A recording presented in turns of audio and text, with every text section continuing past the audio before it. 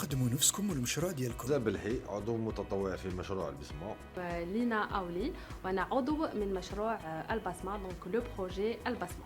وشنو هو مشروع البسمة؟ مشروع البسمة هو عمل تعاوني ما بين عدة متطوعين وجمعيات في الجنوب الجزائري. الوطن ديالنا فيه المدارس في كل مكان، حتى في المناطق النائية. هذا الشيء كامل نعرفوه. المبادرة تاعنا ما هي إلا مساعدة على قدر المستطاع الأطفال المحتاجين. وشنو الهدف ديالو؟ لو بوت أولتيم ولا الهدف الأكبر من هذه المبادرة ولا المشروع كامل هو محاربة التسرب المدرسي المبكر ولا لو ديكروشاج سكولير.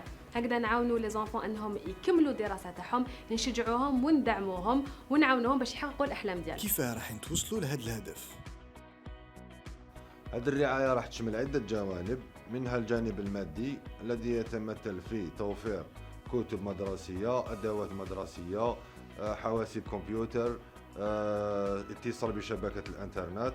فيما يخص الجانب المعنوي راح نجيبوا مؤطرين دي فورماتور اللي راح يقدموا الدعم المدرسي للأطفال.